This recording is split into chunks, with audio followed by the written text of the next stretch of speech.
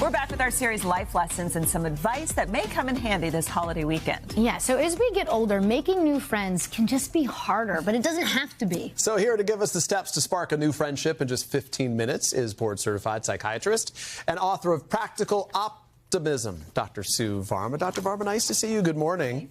So this is kind of a funny conversation to talk about how many new friends we need or if we have enough friends, but there really are benefits to friendships right now. It helps you live a healthier, happier life. What is the best part in terms of the benefit it has on you? Yes. So the quality of our lives are determined by the quality of our relationships. So not only do they help us live longer, about 50% longer, we've got less heart attacks and strokes, decreased by 30%. But get this, we have less brain aging, we have boosted creativity, we have more resilience, we have stress buffering, we have less burnout. And I'm a big believer in having friends throughout the lifespan. So have friends as young as, 10 years, 15 years younger than you to 20, 30 years older than you. Okay.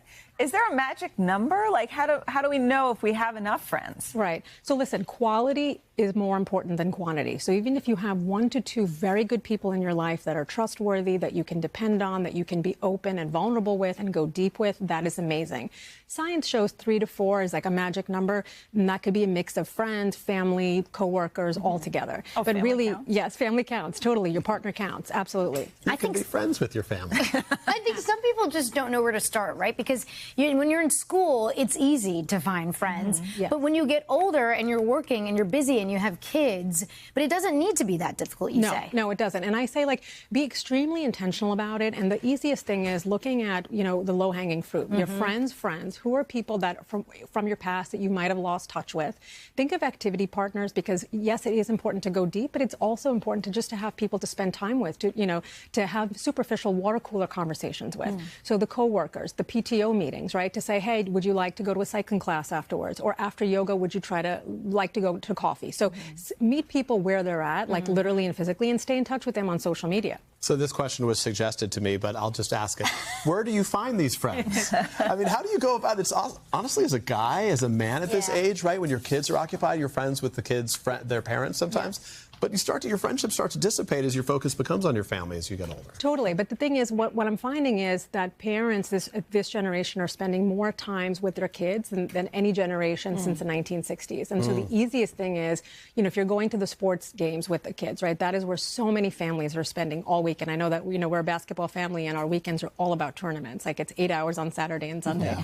So meeting the other parents, you're there anyway, why not, right? And this idea of multiplex ties, which is like you have a friendship, like the parent of the child, but then you can say, let's go hang out, let's grab a beer afterwards, let's watch a sports game afterwards.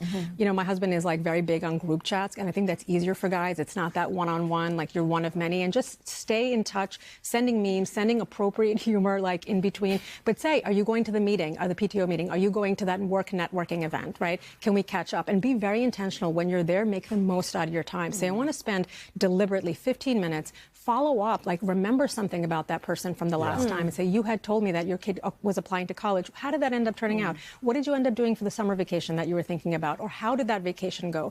That personalized attention of remembering something important detail, or your dad passed away. I'm so sorry about that. So I think that's a big difference maker, right? As you demonstrate real interest in the friendship, it's not just transactional, so to speak. So how do you signal that you're looking for a friend without being a total weirdo? Yeah.